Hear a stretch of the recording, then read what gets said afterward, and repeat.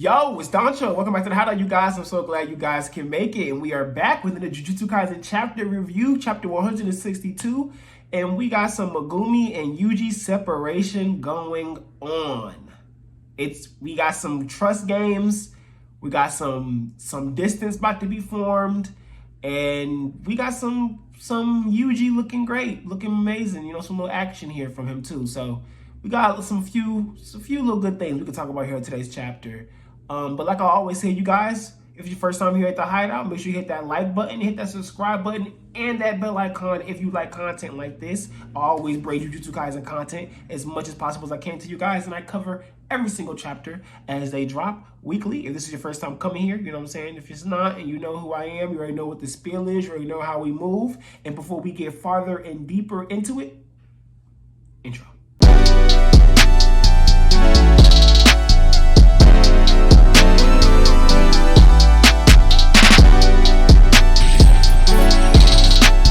So this week's Jujutsu Kaisen chapter was really straightforward, you know, really clean, but kind of sad for me to a degree because it got kind of confirmed Yuji separation stuff, Yuji and Megumi separation things. Even though I said before in my other reviews, if you've seen them, that, you know, I just felt like they were going to have like their separate routes they would have to go through, which is better than it being like, you know, just watching Yuji react to Megumi reacting, or, you know, vice versa. But it did feel kind of sad to a degree for me because I'm like, dang, they are going to be separate. Like, it was like that weird little confirmation thing for this chapter. But let's start from the beginning of the chapter, you guys. We have Yuji pretty much getting ready to squad up with the propeller dude, which, you know, I didn't expect him to be nothing. And of course, he wasn't much to Yuji. But in this moment, we do get to see Yuji, like, you know, his stepping up and him and how well he is in combat and him being able to break down Jujutsu techniques. I think this is like one of our first times, you know, we haven't seen many, if we have, of Yuji actually doing this. You know, we actually seeing Yuji looking at someone and actually like realizing what their technique is doing type of situation. And so like, because of that, he's narrating basically kind of to us, but, you know, he's thinking in his mind the decisions he's making. You know, he's like, oh, okay, so their hair is connected to their body, so, you know, their curse techniques is probably something similar to a binding vow, maybe. You know, just seeing him using jujutsu terminologies and seeing him actually act like a jujutsu sorcerer. I like kind of hate saying it like that, but when I say act like a jujutsu sorcerer, I mean it more so just like seeing him actually come in and move and on some like, okay, I gotta break down what this ability is probably going to be, how they're going to use the ability, what versatility they could be with the ability. Is it a binding vow? So is it something that maybe I could counter, or is it not something I can counter? You know, there's just those different type of things. Just seeing Yuji's coming in and doing like this so off bat is pretty cool. Like, we didn't see him come up with like ways to beat Choji thinking, oh, what's blood manipulation? We didn't see him think, oh, what could this inverse guy, what could his ability be? What could this guy's ability be? Is it inverse? And we haven't seen Yuji do this, if I remember correctly, right? So it's just really cool seeing him actually dive into this type of space. And now this makes me feel like this arc, this Culling Game arc, is going to be us seeing a Yuji who has really elevated to that of a first grade sorcerer, and he's also moving psychologically, you know what I'm saying, like a first grade sorcerer. Like how he, you know, he's sitting there, and first of all, it's really cool seeing him grab dude and slam him down through the building. Like, reminds me of Sukuna back in Shibuya when he did it to Jogo.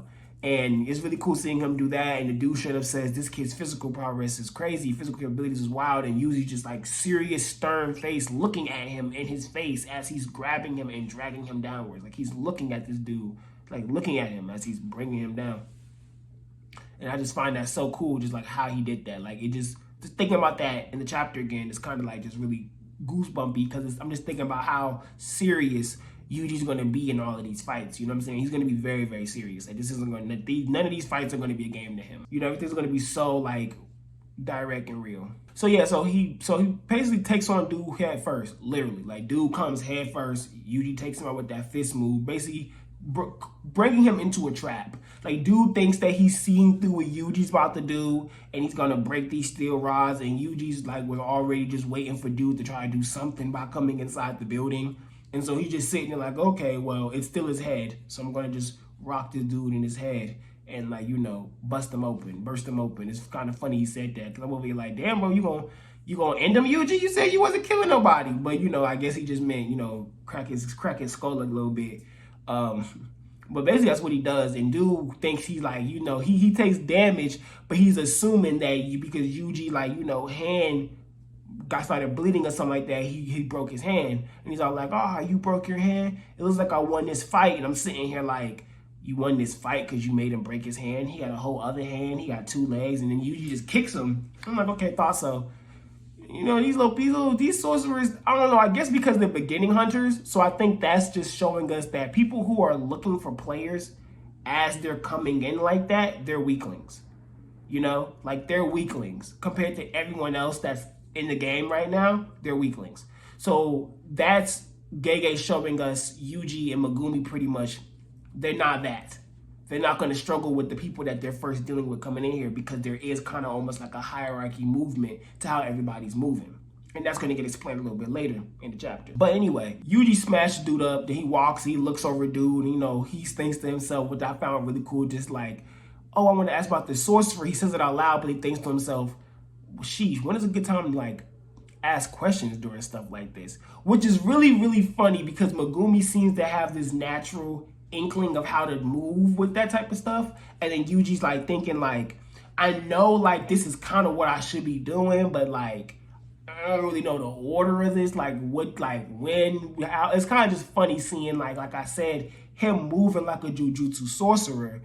But since like we said, we've never seen Yuji really move like this. Even he's acknowledging like, okay, so I just beat him up. Now I ask about Higuruma. You know what I'm saying? Like, it's like, okay, now I'm gonna, and I think that's just really just awesome about these type of moments in the series, where you're really seeing this growth, and then so seeing the characters acknowledge it without saying something like that, but by actually like just speaking on the situation, it lets you know that they're kind of aware of their own growth to a degree. Like they're aware that they're going down a path of things they've never done before, type of deal, you know?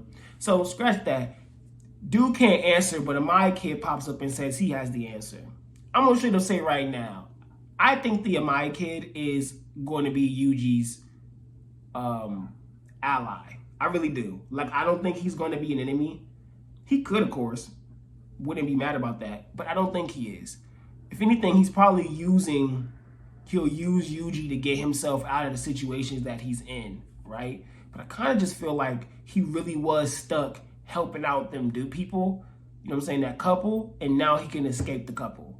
You know what I'm saying? Because he seemed to really be like thinking like, what's going on with this couple? What's going on? And homegirl seemed to really be talking to him like, yeah, you gonna do whatever we say, to the type, and he's just stuck with them type of deal, right? So that's kind of what I'm feeling. But anyway, he basically says Itadori, and you looking at him like, how does he know my name? Is it because of Kogane? Wait, Kogane doesn't show faces, you know, breaking stuff down in his head.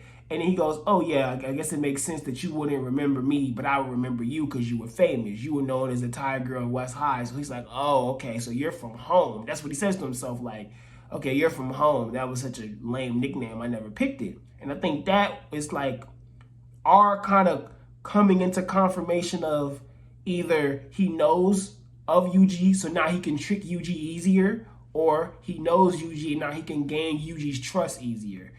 Either to trust to trick him or trust in general because he wants him to trust him. You know what I'm saying? But I think he wants his trust. But anyway, we chase over the scenes to Remi and Megumi, which I find this dynamic to be hilarious, which is why I think this dynamic should be the one that turns into like action and drama, because this dynamic is so weird and suspicious. Like, because the two of them, neither one are stupid, but Megumi seems to know that Remi has something going on. And Remi seems to know she can't talk too much, right? She's not acting like your typical, I really genuinely just want you to be my knight in shining armor. Like, and protect me. Like, I feel like if that's what she really wanted, she would have spilled the beans on everything. She would have spilled the beans on just why she needs protection, what she's trying to do. She would have did that already. I just want to survive the Culling Games. I feel like she would have did that if she really just wanted a knight in shining armor. I think she's playing a role, you know? So I think right now she's playing a role. Megumi knows she's probably playing a role, or is countering it in his way. So now they're having this like kind of cute and funny like back and forth where she's giving honest answers to questions, like what he's asking about the sorcerers, like why are you, like, you know, why do you fight, pretty much, like what about the past sorcerers, I thought you were past sorcerer because why do you fight, and that spiel. And she's all like, don't get it confused, like the Culling game, we've been here for a minute, so people playing the Culling games, like they just want to survive, bro. And I think that's why she is someone who is trying to trick Megumi, because I believe we don't know who her people are that is making her, forcing her to do what she's doing. How are you a beginning hunter? If she's a beginning hunter because she just wants to survive, why fight? Now, I know you have to gain points or something will happen to you, but why be alone as this smart as a girl she is? Because you can tell she's smart. Why do it alone? Like, why be a beginning hunter alone? Like, you know what I'm saying? Like, it just doesn't make sense. So that's why, for me, Amai, at least what we've seen him come from makes more sense than what we've seen with Remi coming from. She just out of nowhere. I think there's more mystery to her and Megumi's interaction so that it can be shown that she's the one that's tricking. Because we've seen Amai before.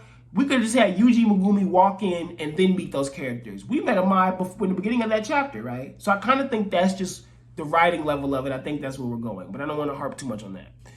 But I think that Remi and Megumi, them having that dynamic and her saying things are different. Like, people are just fighting. And Megumi realizes, okay, so past sorcerers are influencing the new sorcerers. I kind of led Yuji astray. Yuji's fine. I think Yuji's fine. I don't think Yuji trusts anybody, really. I don't even think he trusts Amai right now, to be 100% honest with you. Yuji's fine, whatever. It goes back to Amai, and Amai is explaining, like, basically where they're going to have to go, like, where they're going to have to go to find this guy. And Megumi, and it, like, transitions quickly back to Megumi asking Remi that basically the same thing. Tell me where we're going. Like, just in case you die or something happens to you, tell me where we're going. You know what I'm saying? And she's like, you're supposed to protect me, though. And he's like, yeah, but just in case, type of deal. But then they each give different answers. Remi says he's in Shinjuku. Amai says he's in, oh, I forgot. My mind just went blank. Y'all know where he said. We're going to on the screen. That's what he said. Amai just went blank for 2 seconds. But we somewhere to H. See, that's where he said he's at. You see on the screen. This is what's interesting about this. When Amai gave his answer, he gave his answer with reasoning behind it. Like, he gave his answer going, yeah, stronger players go to where the city was most populated because that's where the most supplies are. That made so much sense. Like, when I tell you that just made complete sense. It's like Hunger Games. You remember, if anybody seen Hunger Games when they started it, but before Katniss actually went up into the field to start, homeboy who was her guide or whatever dude, I think his name was Senna, something like that, told her straight up, when the bell starts, don't go for the supplies in the middle. Like, don't. Like, that's where everybody gonna go. It's gonna be a slaughterhouse. All the strong people are gonna go in the middle and kill everybody who weaker than them that went after stuff in the middle. So when Amai just said that to me, that made complete sense.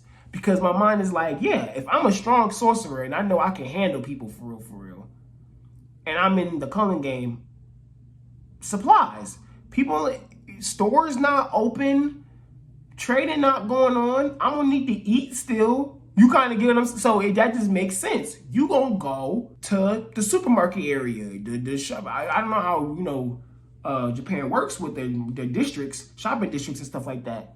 But that's what you gonna do. You gonna go there. So that makes complete sense to me. So when he says that and then names where he went with Hokkaido, maybe, no, whatever. He names where they are, where they need to go. My head goes, he's telling the truth. Because that just makes sense. Now, it could just be a plausible lie, right? But that makes sense in that he said that, right? That makes complete and utter sense, and that he's there. Because he said he knows that player, I guess, whatever.